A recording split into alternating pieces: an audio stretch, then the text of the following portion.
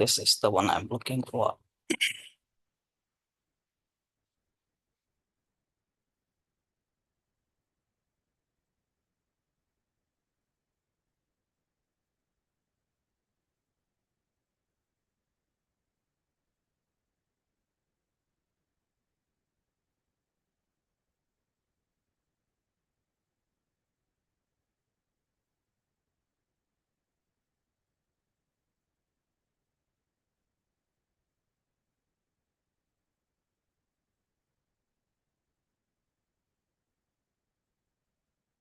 Let me share my screen again now.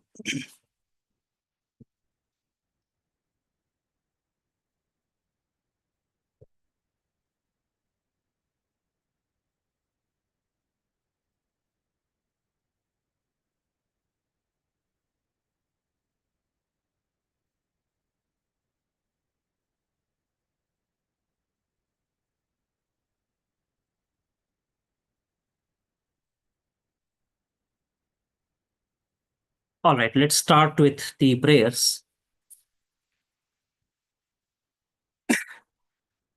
Om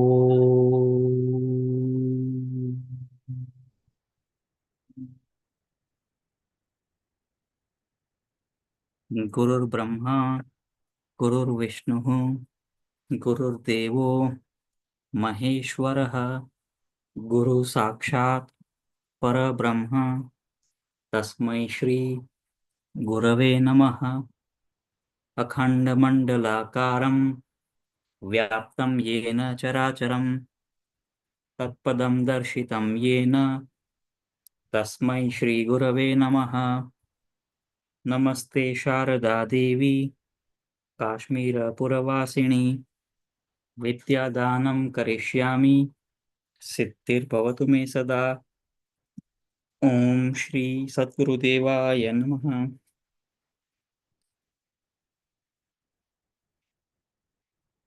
All right. So we will be doing two quick things. Prior to starting this real work sessions, I'll take you through a particular presentation called UX and front-end process. I think I've taken you through that presentation once before we, were interacting as a team, but that time you would not have had this knowledge. So I'll give you that presentation once more. It will be some 15-20 minutes. And after be going through the portions of student meet and see how we can structure it and distribution the work accordingly.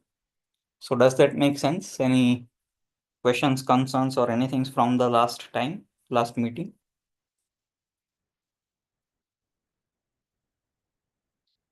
We are good to go? Yes, Devalji. Okay. Let me see if we have any description. Okay, we have 0 tokens left and 18 more hours to go. So we are all now good old manual coders.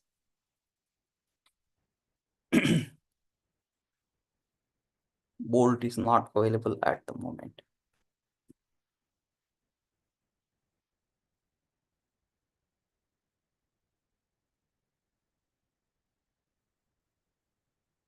Okay. So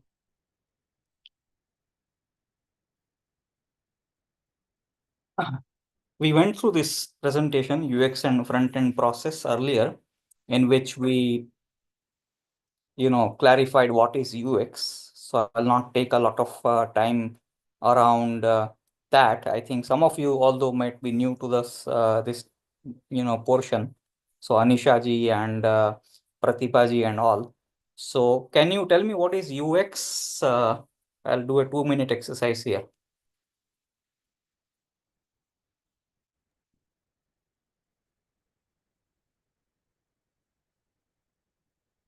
Can anybody tell me what is UX? User experience. So how? How? The overall user experience of the product, Navalji. So tell me the topmost user experience feature of Amazon. What is the top, most that you like about user experience on Amazon.com? Returns are hassle-free. Returns are hassle-free.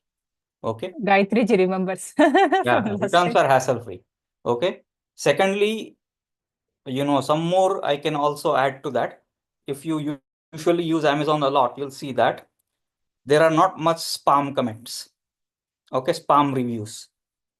Okay, so there is a team, full-fledged, like 40, 50 people team who, has an AI thing going on, and that ensures that the reviews that are there are actually more or less manual reviews. Okay, although the sellers still trick people into giving good reviews, but at least the automated bot reviews, generic reviews are not there on Amazon anymore. Okay. And also the product with Amazon choice is, it gives a feeling like it's a quality product. It's Correct. not a fake product. Correct. So selection is another team which does a lot of hard work to ensure that the selection on Amazon stays very relevant and top quality. And that's a very big problem that Amazon is solving. Okay, imagine you are Amazon, and for a vacuum cleaner, literally millions of new vacuum cleaners are approaching you every day, and they want to sell on Amazon. Okay, so yours is a reverse problem now. For a new company, the problem is like, I want to get people to sell on my website. Amazon has a reverse problem. Okay, every other Chinese company wants to sell their vacuum cleaner on Amazon. Okay, so what they have to do, they have to ensure that the selection stays very good quality, because customers are the ones who are going to impact it if they don't do that. Okay, did the UI design even come into a picture in any of these things? Okay, No. One is the return process, one is the selection process, one is the review process. All these are, content related things. They are, the process related things, but that's what actually makes your Amazon.com experience very good. Without this, you can still have a very good website, but then nobody will use it. Does that make sense? Yes, sir. Yes. If I go to Amazon.com and I search for a product and there are a lot of Chinese options there, I find it very hard to come to a product which is, useful to me. And again, there are spam reviews there. And once I buy it, there is no way to return it if I end up receiving a faulty product. What will that do?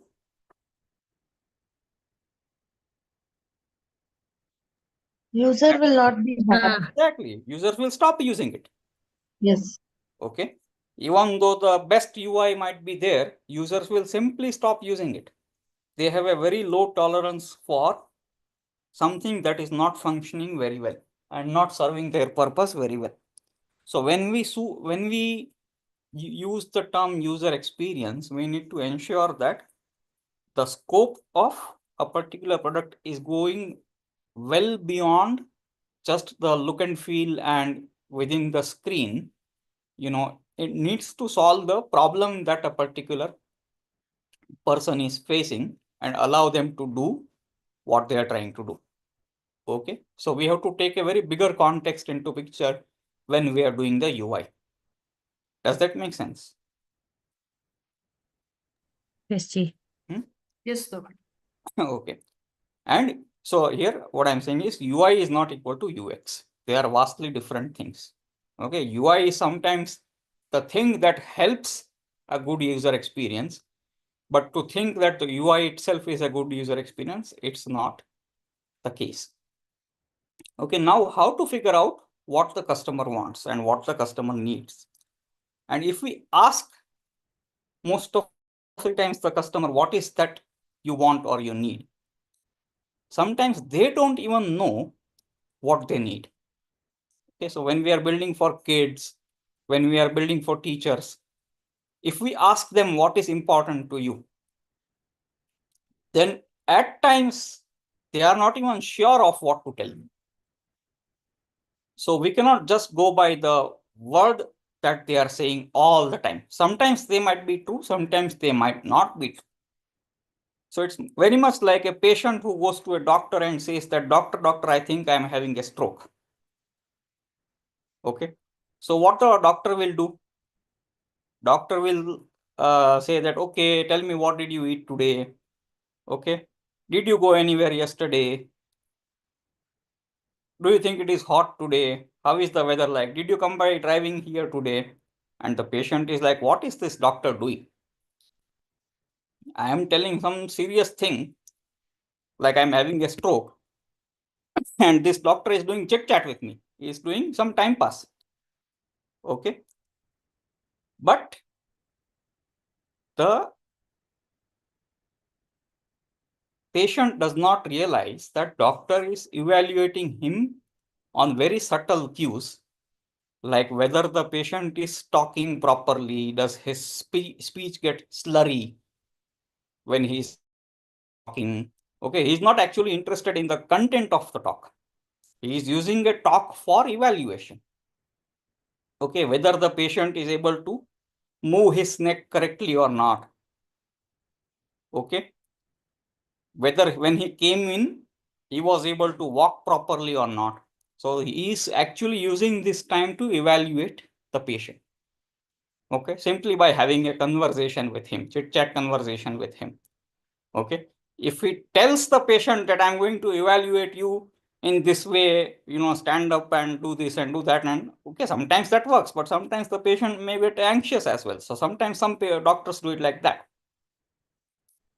Okay, so the patient thinks that he is having a problem or she is having a problem, but doctor does not necessarily see it that way. Got it? Doctor needs to still diagnose and evaluate based on what doctor thinks.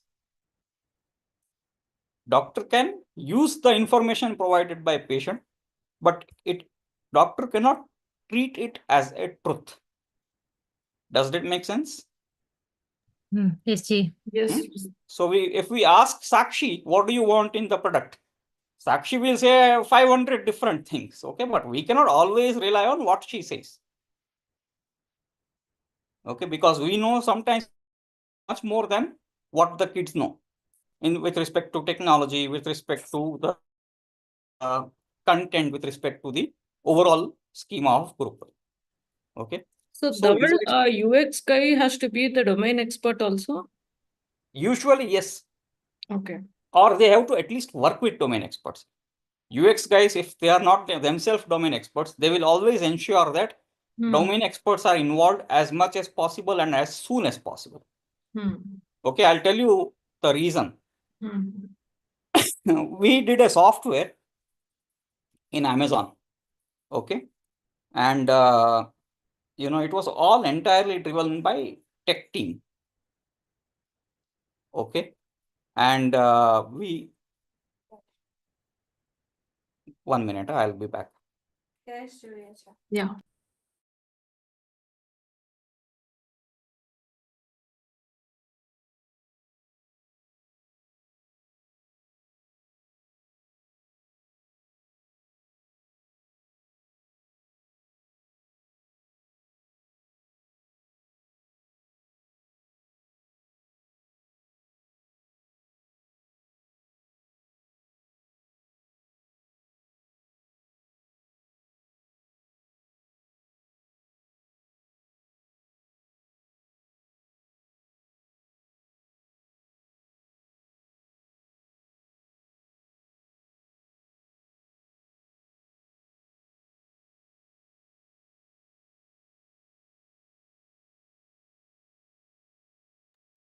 Okay. So I got, we made a product in Amazon, and the product was about improving the profits.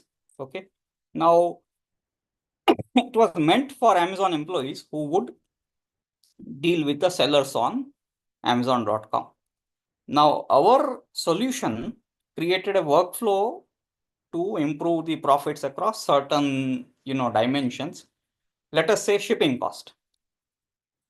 Okay, so the Amazon employee would have to call up the seller and negotiate on the shipping cost, bring down the shipping cost so that the profits improve for Amazon.com.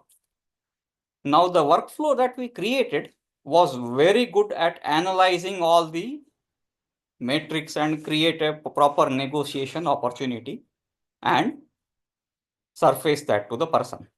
But after creating the tool and around 1 year of usage, we realized that the tool adoption was very poor. So we had a chance to sync up with the actual people who were using our tools. Okay. And then they gave us some feedback, which was very eye-opening. They said that, see, your tool is surfacing very good opportunities, but it is surfacing them in way which we cannot work with. So we said, why? So they said, we are usually when we call Apple seller, we would not want to discuss just one opportunity related to one product for Apple. Okay, it would be waste of our time and it would be waste of the Apple person's time. Okay, the deal that we have between Apple and Amazon is usually worth millions of dollars. So what they expect us to do is categorize everything, information, categorize all these kind of opportunities in terms of millions of dollars, aggregate them and discuss them in bulk. Okay, like if you do this across all your iPhones and across all your iPads and across all your watches, okay, then we will save this much millions of dollars, rather than you calling and saying, okay, do this with this product, do this with that product. They were having no use of that information. Does that make sense?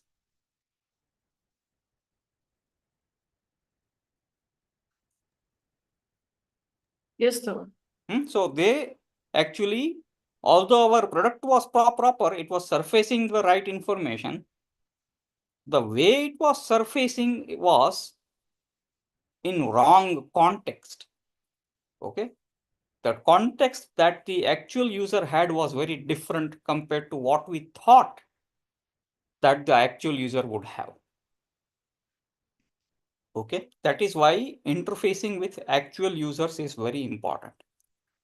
Second is that when we, were talking to them, we were thinking that those people will be spending hours together of their time on our tool only. But the feedback we got was that they are working across such hundreds of tools in Amazon, and our tool is just one of them. Okay, so we were thinking that they will spend a lot of time and they will become experts of our tool within no time. But they said, no, that's not happening actually. Nobody is getting to be an expert in your tool, because an average employee's tenure is 1 year. In that 1 year, he or she has to ramp up, learn hundreds of tools and work with every tool for like 2 minutes a day. Okay, they may or even may not come across your tool, and by the time they are done with 1 year, they go out of Amazon and somebody new comes into the picture. Okay, so they said that you as your developer are expecting them to know your tool very well and be in your system all the day, versus what is happening is probably your system is being touched upon as like 3 times a month. Okay, that too for like 5 minutes. So you only have 5 minutes of time to capture our attention. So that was another viewpoint we got from them, and it was eye-opening. So if we involve the persons who are actually going to work with the system and the subject matter experts, then definitely it's something that will bring in a lot of value. Okay, and that is the usually this user research part and talking to the user part, like understand what is the user problem. Sometimes they don't even know what is the problem, so we have to observe them while they are trying to use our tool, what they are trying to do. Okay, and understand what is it that they are really facing at the end of the day versus what they are just seeing. Okay, and do a lot of qualitative, quantitative research, on What are some similar tools available in the market which are trying to solve the same problem, and whether those tools are succeeding or not. Okay, it's not that usually every time we are the first ones to solve a problem. Many such, people would have tried to solve the same problem. If they are succeeding, why they are succeeding? If they are not succeeding, why they are not succeeding? Do all that research, okay? Because all that research is very helpful in understanding what works and what does not. We don't want to usually create something and realize that it's of no use versus, we realizing that early on. Okay. And very importantly, create user personas. Okay, what are different types of the users of your system? Okay, sometimes that helps a lot. We will realize that, users are like sometimes very tech savvy user is one segment who are able to easily use our product. Then there will be an aged group of people who are not able to so easily use the product. Okay, and they will not be tech savvy at all. Okay, then there would be a kid group who would be more playful in the way they operate with the product. So if we understand which kind of users we have, which are different segments of users that we have, that time we can think more about what is the user, what is it that they are trying to do, and what success means to users. It's very important to understand before even beginning development, what is it that is success for a user? How are we defining success for a user? Clear? Okay. What is it that users would actually consider something as successful? Does that make sense? Okay. Yes, Let yes. me Yeah. talk an example of Uber. What you see as yourself, in that entire app thing, what is success for you for if you're using Uber? Getting the fare, I mean, the fare is lower compared to a direct catching a direct auto or a taxi. Okay, so one is getting a lower fare. Okay, because auto and taxi people usually charge a lot, this thing when they are directly engaged, Yeah. ad hoc. Okay, so that is one. Second is safety. Also Yeah, go ahead, please. how fast I'll get a How fast you vehicle can to get that it. location where I want to go. Okay, third is So cancellation of the Uber, it does not causes us extra charges. correct. It does not give extra charges. Okay. And for Anything a else? direct one, you have to go all the way to the road, at least the main road, and wait for a auto. That was like, it now looks like olden days. Yeah. All Now that, the it's car not. or auto is supposed to come to your location. Yeah. Okay. So at the end of the day, reasonable priced, safe rides which pick you up from your location and drop you to the location you want to go to is what success means to you. Does that make sense? If your app does not allow you to do that, then basically it will not be successful. Clear? Yes. So we need to clearly understand what success means for the user. Okay. If it does not allow, our app does not allow a user to do that, then it's not going to be successful. So sometimes, it's very easy to get caught up in feature things and, different parts of the app, which may sound exciting to us, but users simply discard that. Okay, we need to understand what it is that really really means success for the users. Clear? Okay. How many of times you really paid attention to the color scheme being used in Uber app?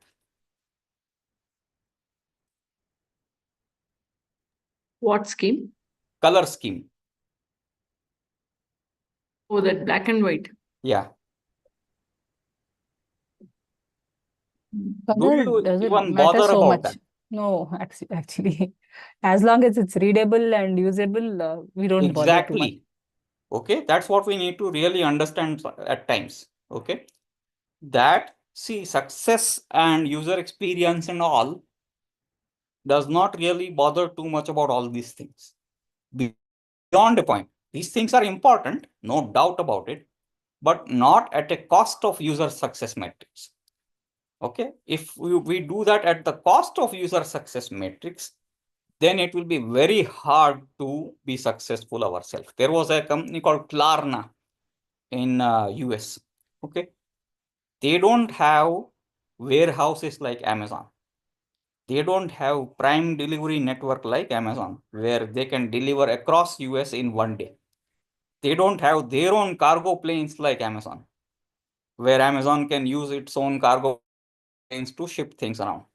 Okay, now they built a website and they gave all the users $5 to use their website, thinking that the reward mechanism that they are creating will be something that will contribute to the website success. What do you think will be more successful? It won't work. It After won't a while, work. people will realize it's not really good. So only they will use for the first time, then they won't come back to it anymore.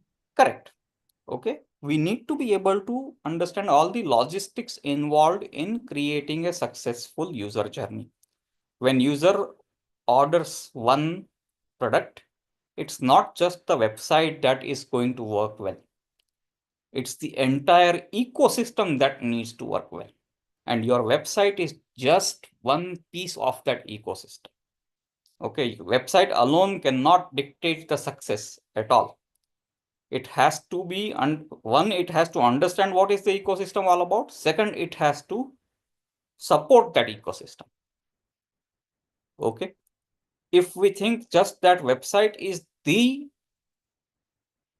factor responsible for success, then at times we will be in trouble. Okay, so even if, say for example, users come to Klarna, even if they order a product, the moment they go at the scale of Amazon for ordering products, what will Klarna suddenly feel? That they don't have cargo, they don't have warehouses, they don't have one-day delivery mechanisms.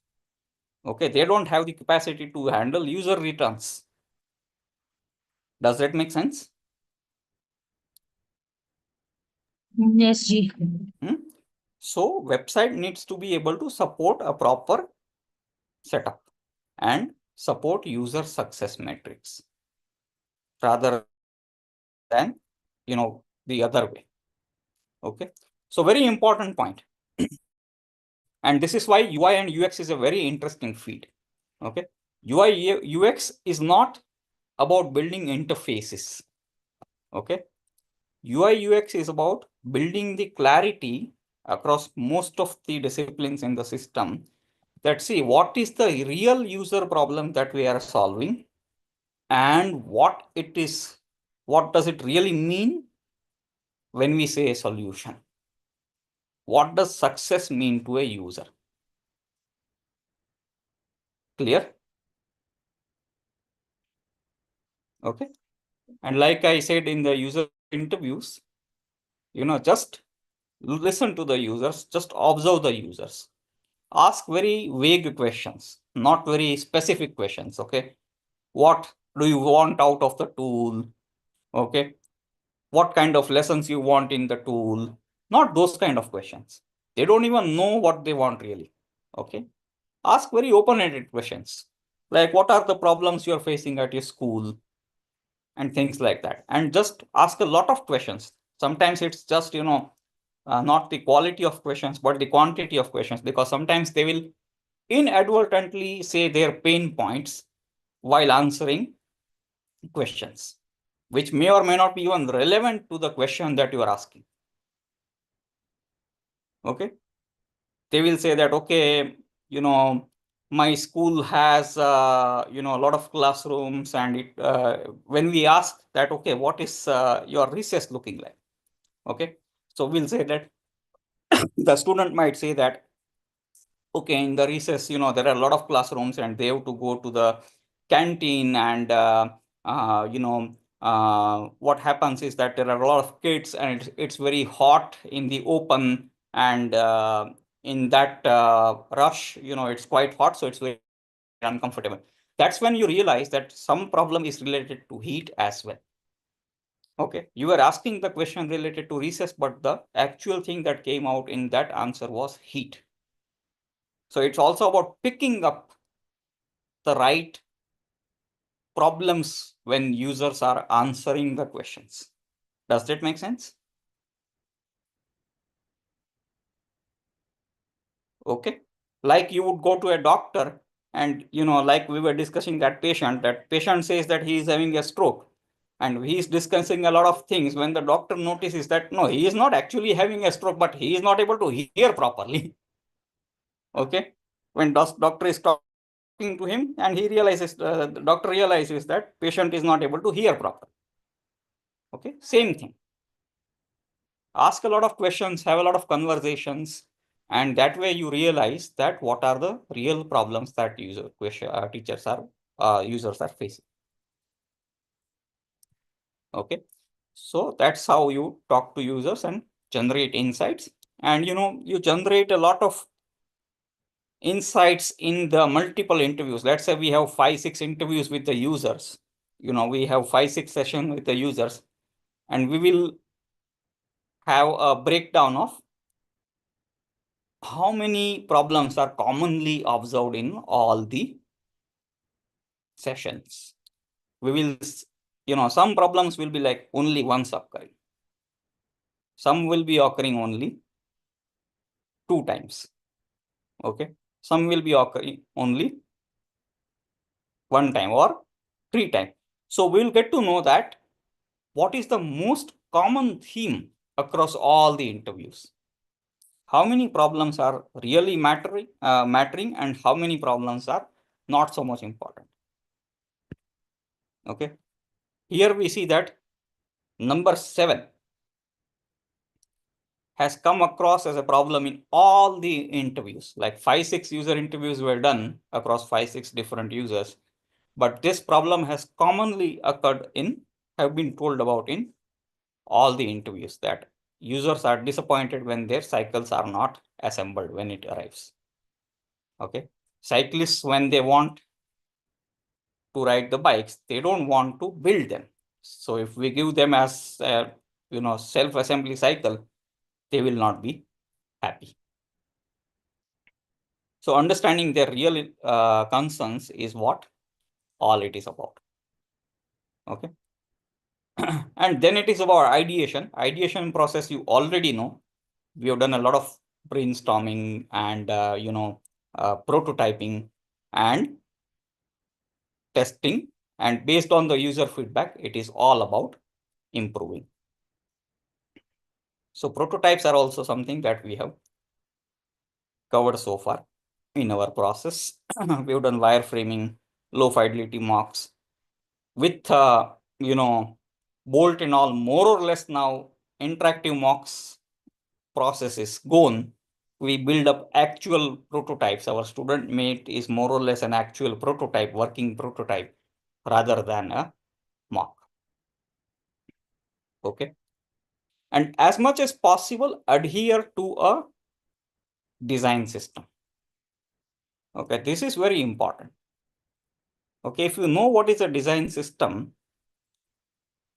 then you will know how to approach and solve a particular problem.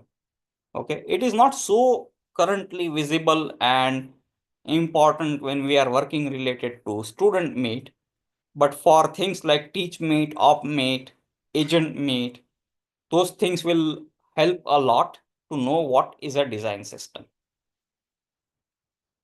Okay, design system offers a way of solving problems with respect to user experience and user interface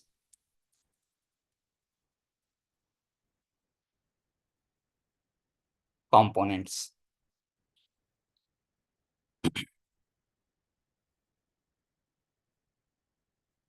So there may be a lot of components offered by a design system, like, checkboxes and buttons and charts and tables and all. But you are not really interested in just knowing the components. That's available since last like 10-15 years already in the UI world. What is now more possible with respect to React and Bolt and all is that you also can know how a particular problem is solved using all the components. Okay, for example, you want to view a list of resources. How will you do that? Okay, so they are offering a way called table view, where there is a table list of all the resources. You can select the resources, do actions on them like delete, create a new resource, or view the details of a particular resource. Okay, so you can see that this button enables when you select that, select only one. Okay, view the details of a resource or edit a resource. There is pagination going on. Okay, on the side you have your navigation. So this is how the screen looks like. So design system offers ways of building user interfaces which solve a particular problem. Okay, or let's say you want to create a resource. Currently we are in TeachMate doing that exercise of creating lessons. Okay, so if you go here, you'll be able to see a single page create pattern. Does this look very similar to what we have done? Let me show you in full screen the demo.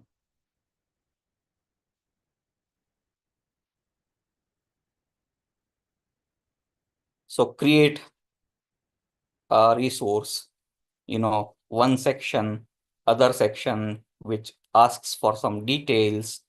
Okay, another section asks for another set of details, and they are grouped together by proper this thing, like whatever data it is related to, that is the group. Okay, and you specify all the values and then you create the resource. So is this the one that we are using in TeachMate lesson creation? Have you seen this Yeah. being used? Okay. Yeah. And the other one that we saw is actually the lesson list in TeachMate. Okay. So many of times we will come across ways of solving a problem and we will not know how to solve this problem. Okay, we want to do this activity, show this to user, but how to show this to user? What is the UI through which I will present this to user? That time knowing this will be very helpful. At the end of the day, if you don't use this design system, doesn't matter. Okay, Bolt is nowadays so powerful, it can create all these things out of the box for you, even if you don't use this design system. But knowing this is very helpful. Okay, card view. You will realize that this is the view that we are using for rendering the student meet.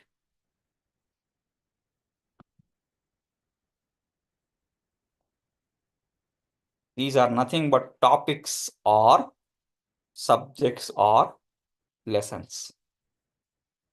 Okay. Internally, we are calling them cards. They are looking differently, but the concept and presentation remains the same. Does that make sense? Yes, see. They are looking differently, which is okay, but the concept remains the same. Okay. All right, let's move on. And the other thing with this kind of design system is that they have thought of a lot of patterns and pros and cons of everything, which we cannot think of right now.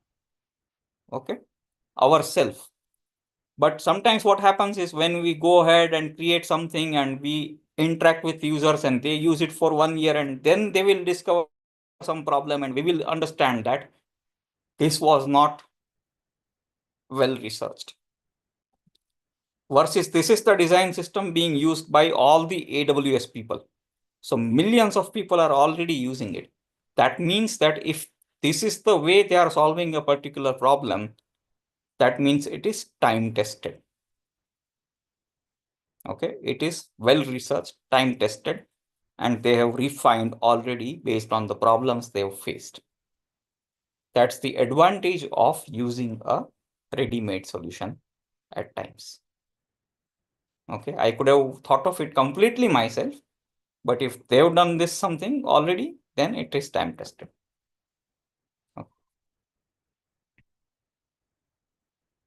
Okay. This is a detail page pattern.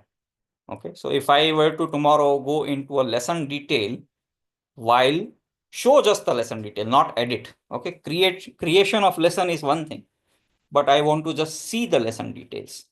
So that's a detail page pattern offered by our Cloudscape. Let me show you that.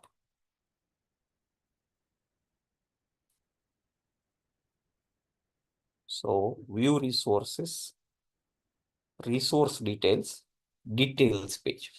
So this is how I can view the details of a resource.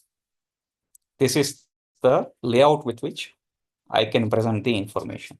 Sections of information, label and value. Label and value, I can have columns of information as well.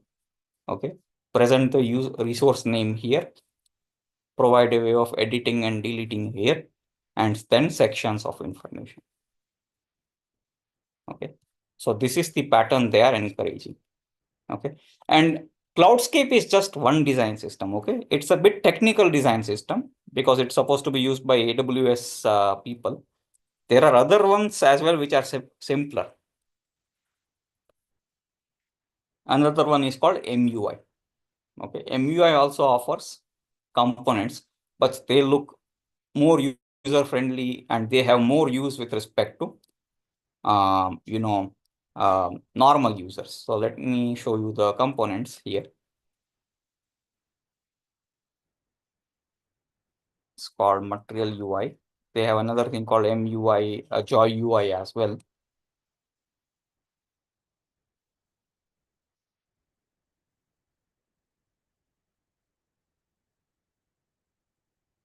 So where are the components? Get started. Yeah. So you can see that there are a lot of components available here. Okay. Let's see card. So this is a card on a page. Okay. There can be a list of cards as well, or cards like this as well. This is pretty much what Google uses. So you will feel that this is quite similar to how things are there in Google interfaces. Okay. And these are cards that we are also using in our student meet. Okay. They have button group, checkbox, all these kind of components. So nothing that we need to do is need to be done from scratch. Usually there are components and patterns available all the time. What we have to do is figure out which one to use. Okay.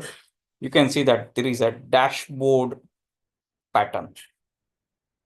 Okay. Where they put together everything and tell you how to make a dashboard. How it should be looking like visually. So if somebody tells to us that create a dashboard for TeachMate, where an admin teacher can view this kind of thing for lessons. So now we know how a dashboard is looking like. Then we can tell Bolt, okay, create a dashboard like this, or develop things ourselves like different components of this dashboard. But at least we know how it looks like. Okay, and we can say that, okay, this is a card, this is a card, this is a card, this is a card, this is a card. Okay, these are tables. Okay, So we know how to put things together, how a marketing page looks like, how a checkout page looks like, how a sign-in page should look like. Okay, how a blog page can be organized. So lot of inspirations to take from. Using a design system offers all that advantages, and they have tested it across multiple millions of users. Okay, and once we create a prototype, then it becomes an exercise of testing and improving it. Test it with actual users. Go back to users if there is any concern, or if the users request anything new, it goes through the same process. Okay, figuring out what they want. Okay, insight generation, ideation and prototype, testing with the users, and the cycle repeats. So far, so good. This was the design part of it.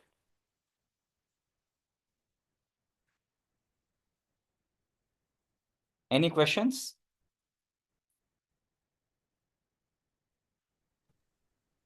Otherwise, Okay. Now the front end process. Okay, so this was the design part. Once the design is ready, more or less like our student made prototype is ready to be implemented. Okay, we are now working on productionizing this. Design is ready. The first one was the design portion, where we can come at a successful prototype. Second process is when you would want to productionize it and make it into working software. Okay, so this is the second part. So for that, we need to understand. I'll skip this slide. It's not making a lot of sense to you right now. I'll come back to it later. Just a minute.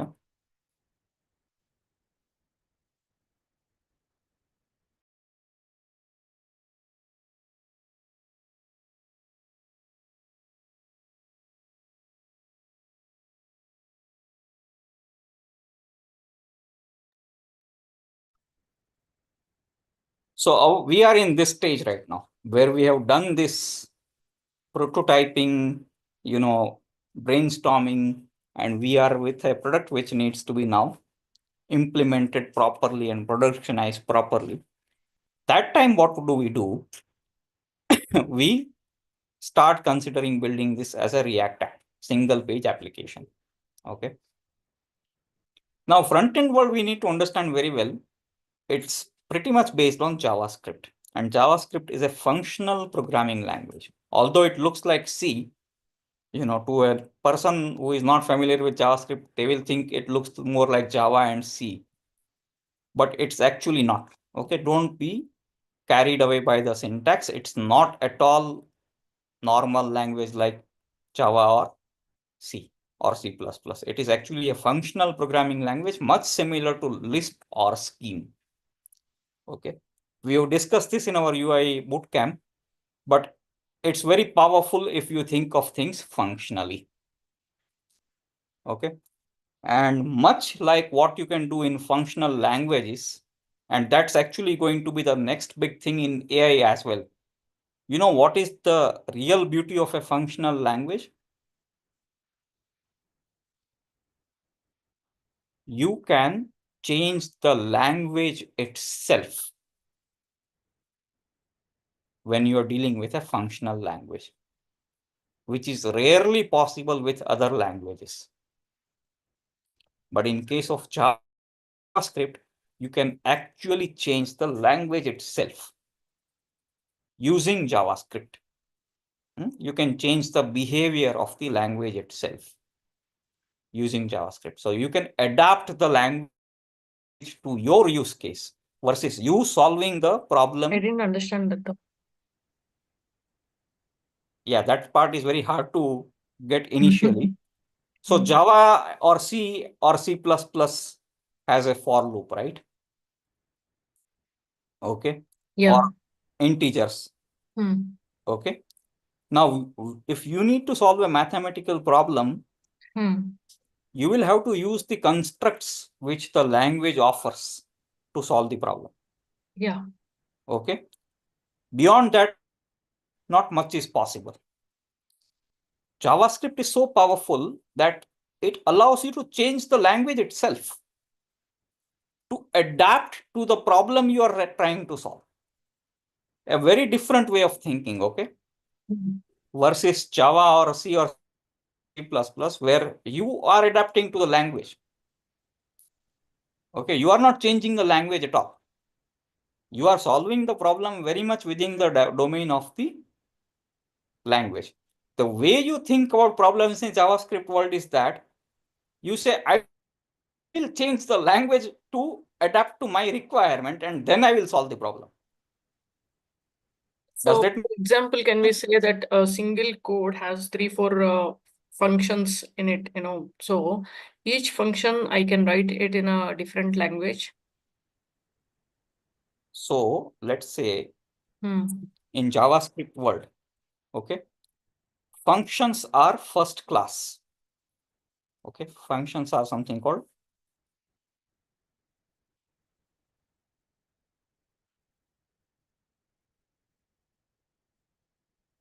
what do you mean by that? You can treat a function as a variable and do anything with the function like you can do anything with a variable. Okay. You can also modify the functions. You can have functions which modify other functions. Okay.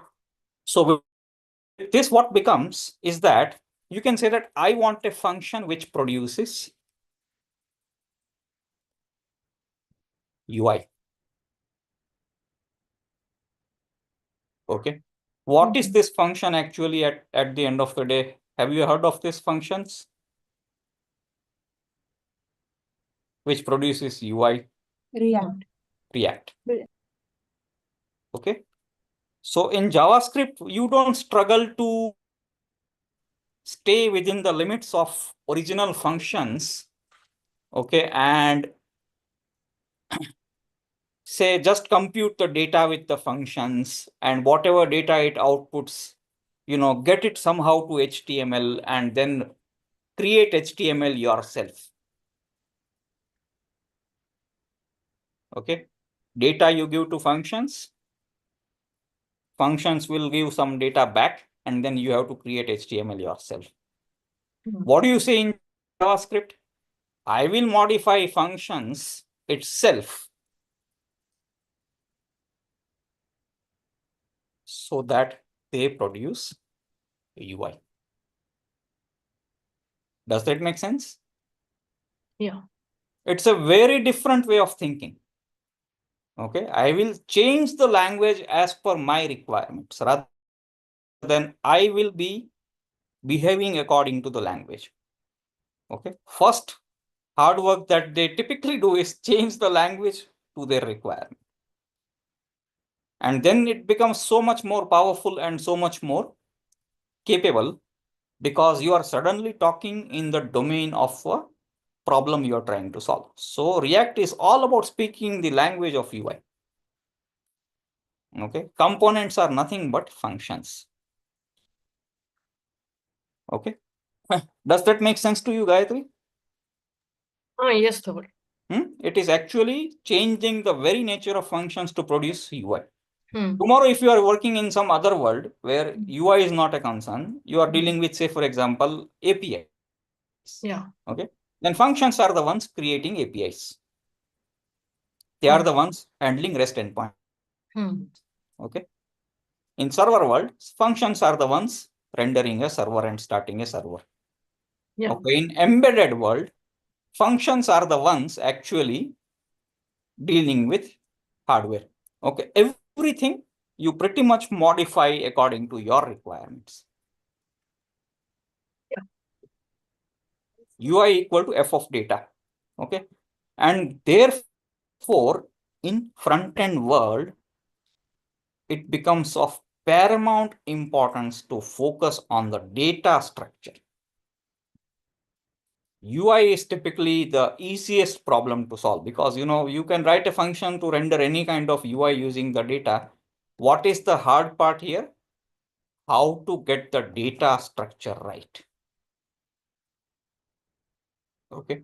So even in our case, the harder part with respect to TeachMate and all was to come up with the data structure that will support data exchange between multiple systems, like how the quiz should be structured, how the lesson should be structured. Okay. What are all different types it will allow? What will be stored inside that? Okay. If I need to transmit rich information with formatting between TeachMate and StudentMate and ChatGPT, which will be that format? Okay, if I get that right, UI becomes a very simple problem to solve. In fact, most of the UI problems, you don't even need to solve yourself. Okay, they are going to be most of the times already solved and available. We don't have to typically solve a UI problem beyond just styling and branding ourselves. Okay, what we did here really was styling for WizKids Gurukul and branding and colors and all. But actually, all the other things were actually there already in the open source world. Okay, it's like Lego pieces. All the functionalities, small functionalities are available as a module, which can work together with another module. Okay, for example, that entire design system I showed you called Cloudscape is available as a module. Okay, and the only problem is that NPM itself is not working.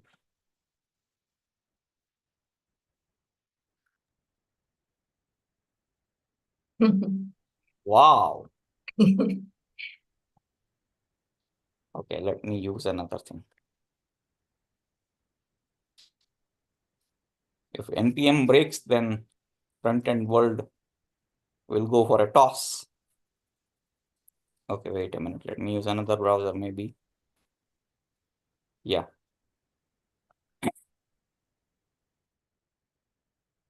That will.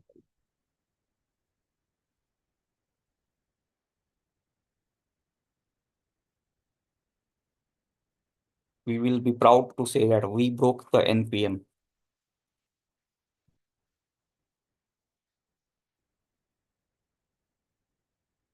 Yeah, it's actually broken, which is a very big problem. Let me search for a completely different thing like Lodash. Does it work?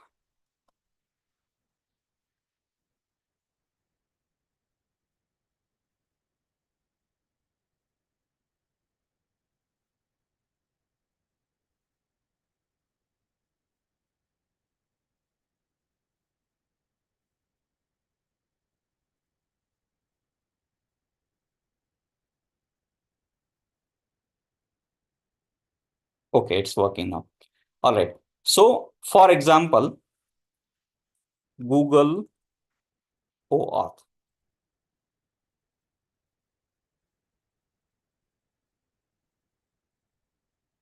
Oh, it's not able to search, but if you know the package name, it's working. Okay. So let me just use the package name. That means if I know the package name / package / yeah.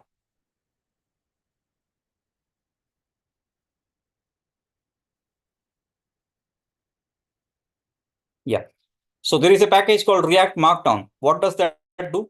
It takes in a Markdown text format and it renders it on the page. Okay, very simple. You don't need to actually implement anything related to Markdown yourself.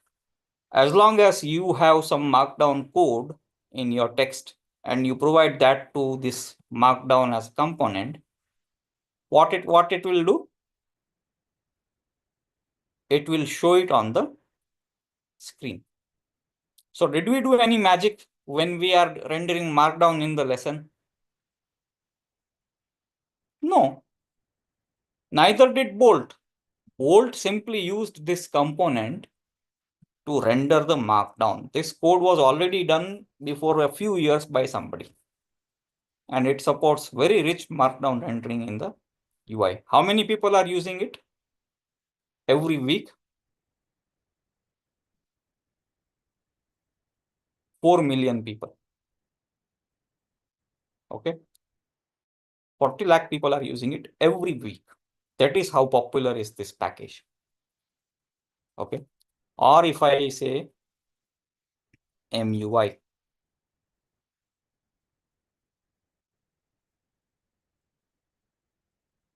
this is the material, but I will not use the right name.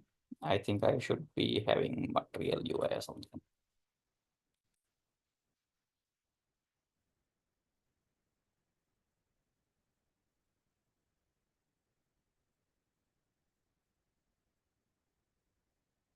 Okay. I guess the search will be still broken. Cloudscape. Let's see if this picks up. .aws. Okay. Now Lodash. Let's see how about this. Yeah, Lodash is working. Okay, 61 million people are using this every week. Okay, if I need to do data transforms, you've all done map, filter, and reduce, right? Lodash supports much more complicated data processing than just map, filter, and reduce. And it's being widely used. So if you do want to do complicated data processing, you can use Lodash. Mock server that our application is using, student made, is available as a package. It's called mock service worker that allows us to just specify the data on our front end and the APIs we are going to use, and it just renders a server on the front end. And there are how many NPM packages in NPM.js? Let us see. Over 3.1 million packages are available in NPM.js.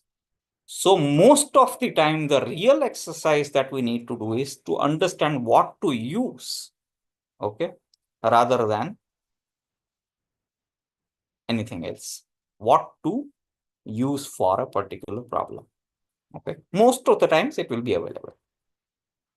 Okay, focus on solving the business problem rather than actually building things yourself. If some company like Uber is building an app, will they have to also build maps themselves, or they will use it from Google? They'll use it from Google. They will use it from Google. Okay. Payment processing, they will use MasterCard and Visa interfaces. Okay. They will not be solving all the problems themselves. Okay. Neither that's the right thing to do. If they do start doing that, then it's a big trouble. Okay. For storage and cloud related things, they will be using Amazon services. Okay. In fact, they will try to ensure that they actually do the least possible things so that their focus is on actual user research and validation of the research and solving business problems rather than solving all the problems themselves. Does that make sense? Yeah. Okay. So that is the process we try to do. Okay. And then it comes to the React portion of it. So React, like we were saying, is basically, functional way of thinking UI, where components are actually functions and they render UI. And the idea is to break things down into small components wherever possible. Okay. And keep UI and data separate. Focus on data and use the function or component to render the data. Okay. This exercise becomes of paramount importance when we work with React. Like, given a page, how will I break down the page into React components? Small components. Okay. So you can see that this is actually broken down into small components. Okay, detail component. First of all, there is an app component.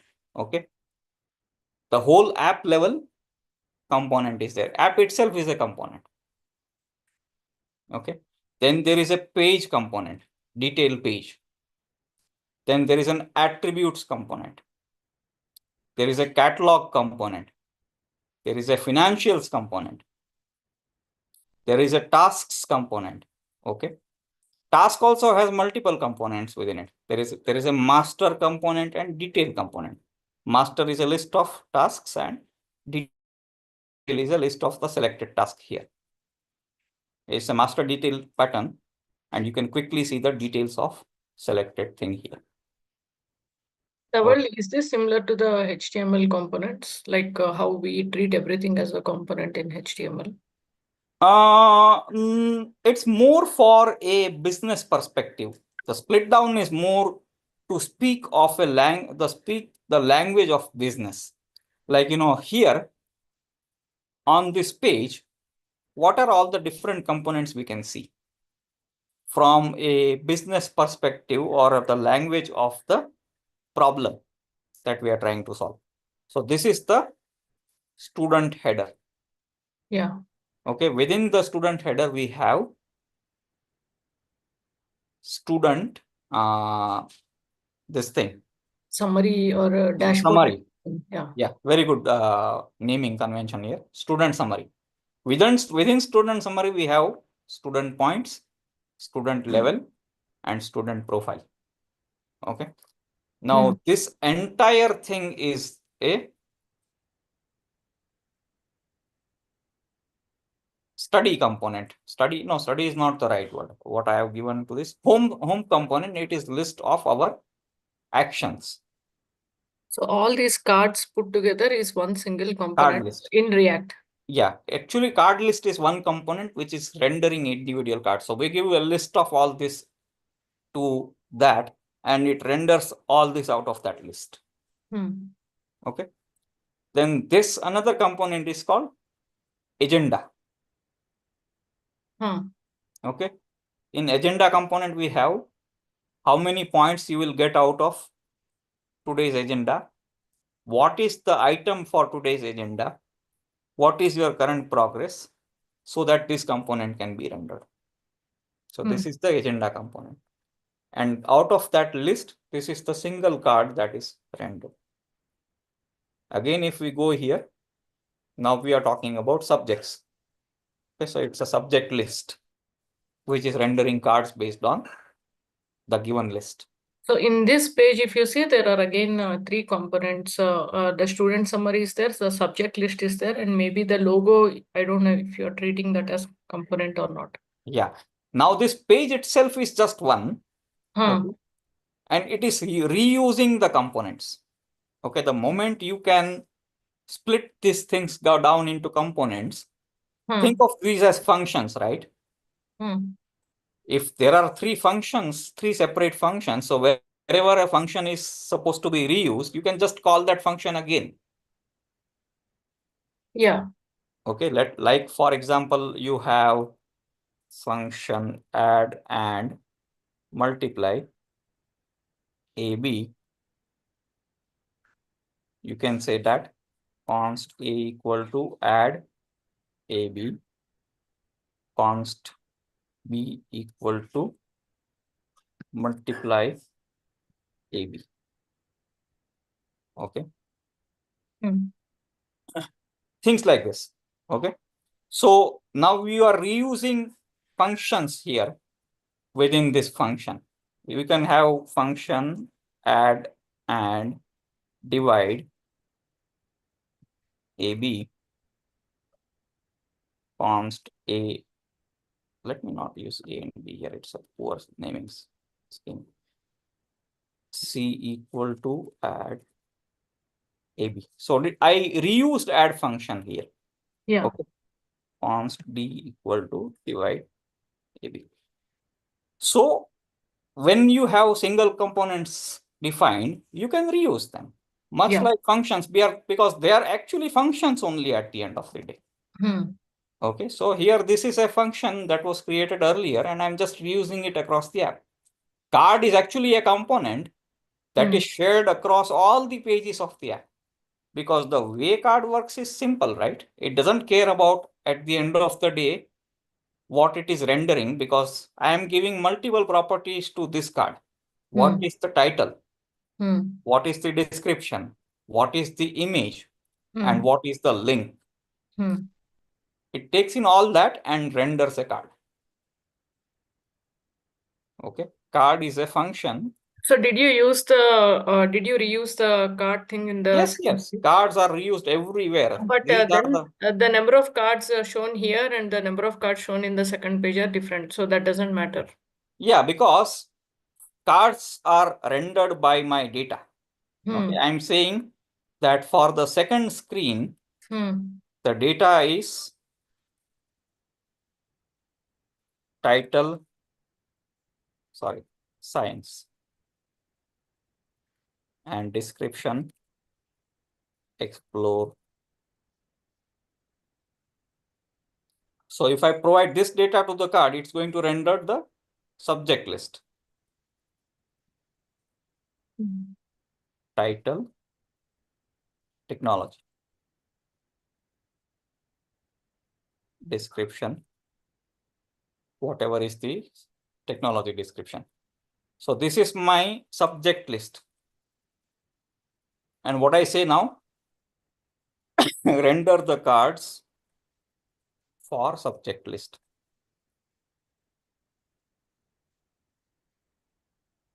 So it's going to use individual card to render all these subjects. It's a very simple for loop within the cards. Yeah. Okay. Yeah, got it. So whatever is, if I provide like 2 subjects, it will render 2. If I provide 25, it will render 25. Yeah. Okay.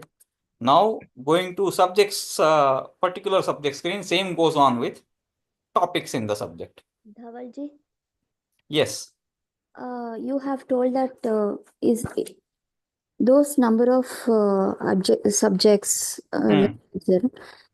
is that fixed or is it dynamically you can add it anytime later? Yeah, this is actually using an internally a data structure. Okay. So we can actually dynamically change it. So you can add some more, right? Like Yeah. just this one in the second page also. Yes. How? Okay, yeah, I'll think of it later. Yeah. So what is the question you're having?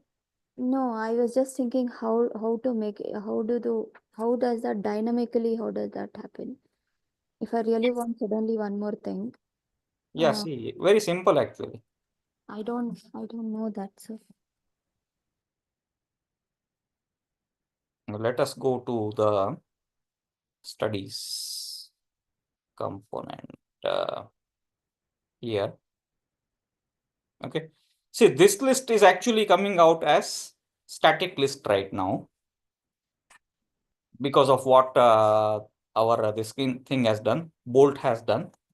But what I would want to do is create a structure of this, okay, title, link, description, and image URL, so that it renders a list of those cards, much like what it is doing in the topic screen. Let me show you the topic screen. What it is doing, loading a list of,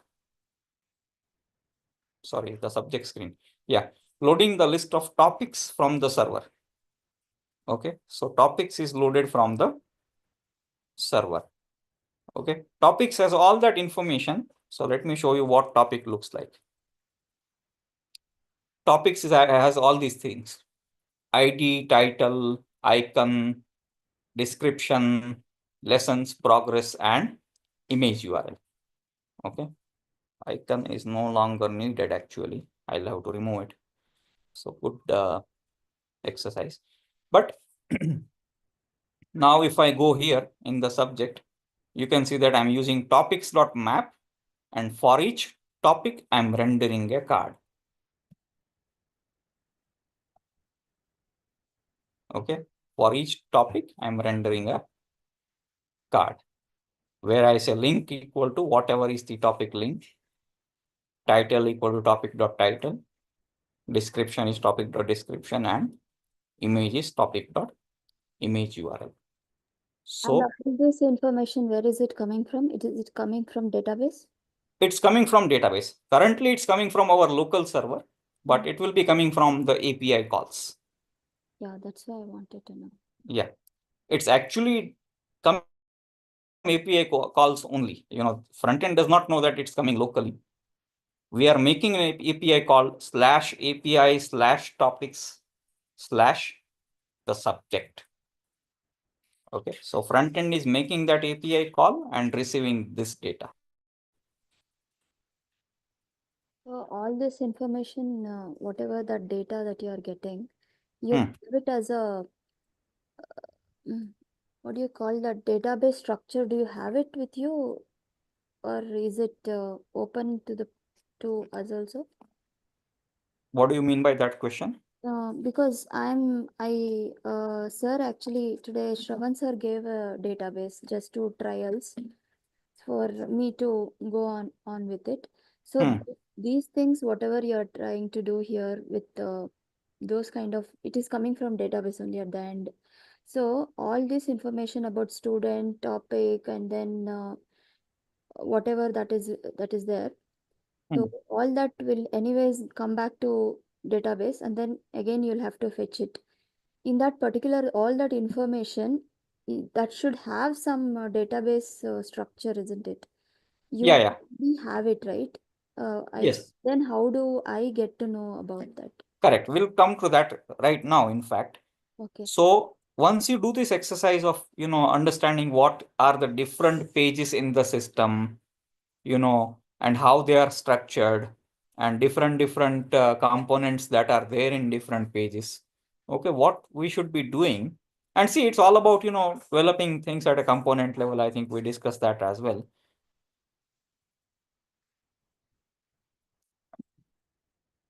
First of all, sure that the data structure for all the pages is well understood.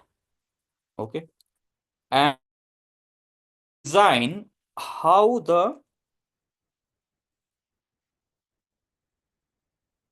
let me go here. Yeah, this document that we discussed. Design which will be different components using that data. Okay, for example, the subject component, which shows topics, or let's go to the topic component, which displays the list of lessons. So what is the route at which component is rendered? Topic component is rendered for this route. Okay, so let us go to the topic screen. That will give you a clarity of what we are talking about. So this is the topic page. Okay. Now what topic page component is supposed to do? Display a list of lessons for a given topic. So we are defining the responsibility for this component. We are defining props for this component to operate. Like what is the data that this function needs to be able to load data from server. Without topic ID, we cannot load data from the server. So we need topic ID here. This component will receive topic ID, and how it will hold the data that is loaded from server. So lessons. Okay. And what are the APIs that this page will use? So get the lessons from the server from this endpoint. Okay. Using this data like student ID and topic ID. And what is the response I am expecting for this page, for this particular API? Now, this exercise needs to be done even before we implement the UI or backend. So I think when you were not there, Anisha ji, we did this exercise initially, like me, Shravan ji, Ashwini ji, Gayatri ji, all were there in that discussion. And we had multi-day discussions around which are different routes, which are different components, which are different APIs, and how we will get that information and what will be the response structure. Okay. For each of the components, we need to do this exercise. So for the entire StudentMate app, how we are going to receive data for each component, where it is going to come from, which API, which endpoint, what is the structure of that data, that is the exercise we have done and we'll still have to do because not all of the sections are implemented.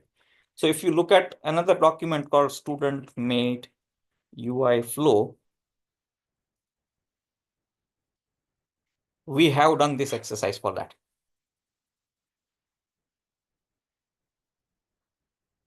Okay, there is a document called StudentMate UI flow. You should have access to that.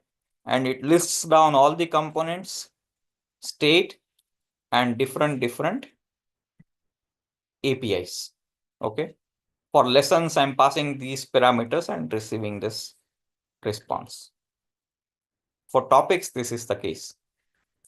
Does this answer your question? Yes, Ji. Okay. So once we identify the breakdown of all the pages in terms of React components, the second exercise we should do is create this document. This typically is a multidisciplinary exercise. Okay, it is not done alone as front-end people. We have to work with the backend team and discuss what are the pages, what are the routes we need, endpoints we need for data needed by those pages, and how we want things in the response. Because we are the ones who know what do we want in the UI. Shravanji and all will have a very good idea of the data in isolation. But for example, okay, in the front page, I may need more data than what he is assuming related to a particular student, like his points and levels and all. So I will have to work with him to get that data in a way that I want. Okay. So both the teams need to agree upon this document before we go ahead and start the work. For StudentMate, we have done this exercise once, but after that, the StudentMate has evolved so much that we still need a realignment on this. Okay, more or less, still we are very good with where we are. Not much of the changes will be there, but some expectation we have with respect to, deviations.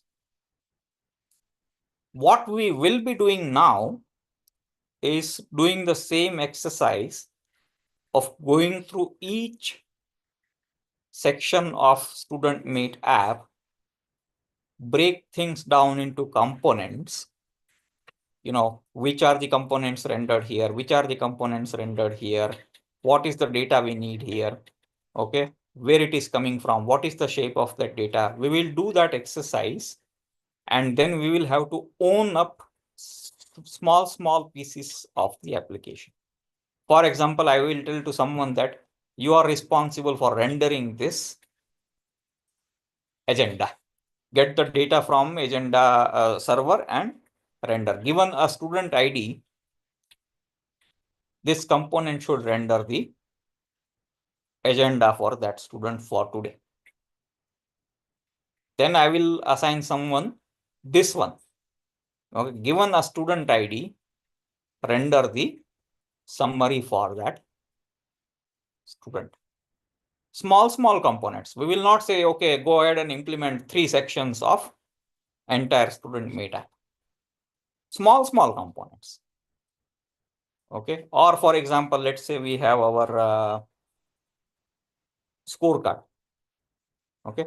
We will not say implement the entire scorecard yourself. Small components. Okay. This much portion, get the data from server and render it. This much portion, get the data from server and render it. Clear? हाँ Dhanji. Okay, even within, say, for example, our lesson journey, here also small portions. Okay, just care about this learning journey. Okay, or somebody will just care about the this mastery journey. Okay, just render this page. Okay, or just render the quiz. Someone will just own the quiz component. Someone will just own the evaluation component. Okay. Why I am saying we need to do all these things is that currently Bolt has done a lot of this, but it is not productionized. Okay. We need to break things down into a language we can understand ourselves and redo a lot of things. We can still take Bolt's help, but the output that Bolt generates needs to be there within the structure that we have created. Okay. So we are the ones who is going to dictate this structure of components. Does that make sense? Okay. We will let it implement how these individual components are done and methods are done. Even within components, we have finally even gone one down level and listed out methods for this component. Okay. But we will be providing this structure. Very much like, again, to re-illustrate, giving a house diagram. Okay. That this is how a particular floor is looking like. Okay. This is what is there in a particular floor. Then it can go ahead and implement that floor.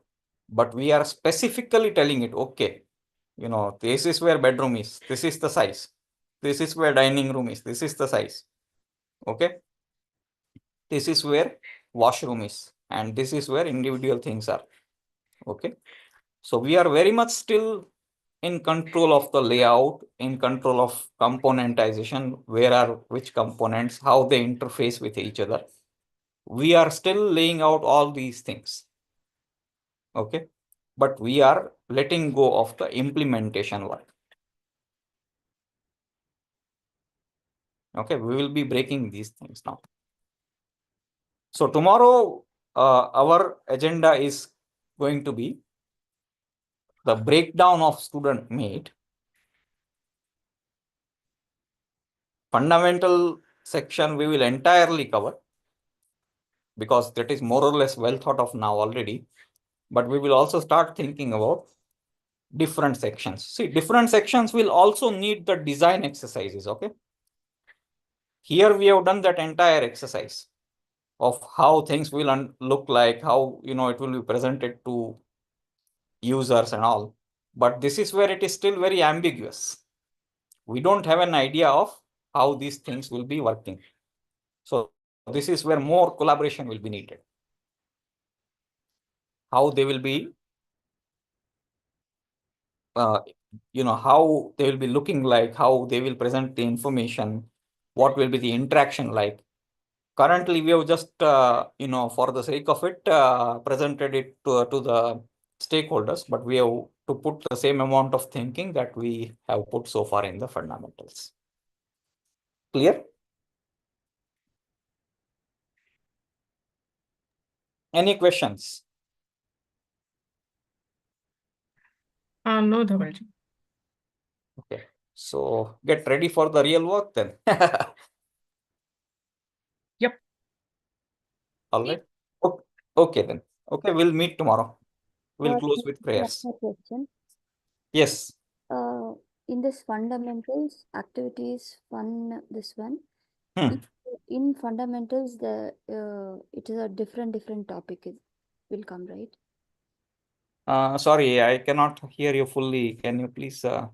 I'm just asking, activities and fundamentals and all of this, is there any particular connection? Like, how to ask? See, in achievements, all related to all the activities, achievements will be there, right? Okay. In fundamentals, you say, which means that all subjects will come. That is what you mean to say? This is the learning part of the app.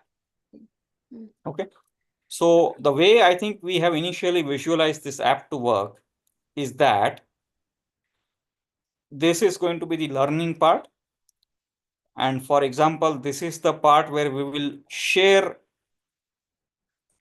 allow students to share their creations, like, drawings and experiment videos and technology videos with other friends that they have in the system. So we have to think much more here. Okay. For example, if we say that I need to share my things with others, okay, you will have to also have a concept of who are others. Let's say there are 10,000 students in the Gurukul. Will that mean that when I log in to this section, I'll see the work of 10,000 people? No, only one student's information will come up and come here. No, I should not just see my information here as well, right? Because it's not a gallery for myself. Oh, this gallery, yeah, gallery, it should be for everybody who has done it. And maybe according to some conditions might also be there, like Exactly. So we need to define who is within the social network here. Yeah. Okay. We need to see, this is why UI is not as simple as, what it looks like. It is actually how it functions, like how it works. Okay. We need to define who are the people that this kid's work will get exposed to, and vice versa. When this kid is logging into this section, which are the other people's work that he's supposed to see? Is it going to be his grade only?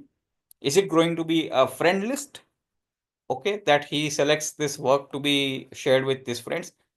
Is it going to be with other friends in other grades? So all these things need to be brainstormed. You cannot just assume that. Okay, assumptions are not a very good idea. Always raise your assumptions in a group, and sometimes others will challenge your assumption. Likewise, you will have to also challenge their assumptions. Okay, that what is the group with which this will get shared? How will we maintain that group in the backend? Okay, if it's just the grade, then there is no need of a separate maintenance of a group. Otherwise, you will have to have a facility to create a group to start with. There needs to be a social network setting within this. Who are my friends? Who are not my friends? And things like that. Okay. Same thing with this. Okay, friend structure. When you have club section going on, it's a big deal. It's a very, very big deal. Okay. It's a very simple looking section, but when you say you want club, you are saying that you want a facility and a data structure to create an entire social network. Okay, where you want abilities to add, remove, moderate members in particular clubs. Does it make sense? Yeah. Okay, so this is not just very simple UI functionality. This needs to be supported well by database. There needs to be a club structure. There needs to be a way of adding, removing members in a club. Okay, as students add to a club, they say that I'm no longer interested, or they graduate, things like that. Then they moderate that club as well. Okay, you need a wall in a club. Okay, if you want to do anything online in this club. If it is just about, joining, then it's fine. Physical club where they do that activity, it's fine. If you want any functionality through app, then basically you want much more discussion, understanding around backend and data structure and what interactions you want in this club through online things and all. That needs to be there. Okay, so maybe Ashwini ji is the domain expert there. She can guide more there that, how clubs are there and how iLead clubs will map to that, whether it's just WhatsApp groups and all, things like that. Okay. Okay. Does that make sense? This if this is about cultural events and all, calendars and all, then you probably need calendar functionality there. So all those things, like what are the actual functionalities that are needed for these sections? They are not yet even thought of. Okay, so when we say each section needs to be done, we need to do the same activity and same level of detailing that we did for learning part. Okay, Thank maybe they are not going to be as intensive as that, but still it needs to be properly and thoroughly done. Okay. Yeah. All right. Any other questions? No. Okay. All right. Then I think that's it for today. Let's close with the prayers. Om Asatoma Satkamaya Tamasoma Jyotirgamaya Mrityorma Amrutam Gamaya. Om Shanti Shanti Shanti. Harihi Om Tat Sat. Shri Gurupyo Namaha. Harihi Om. Thank you all.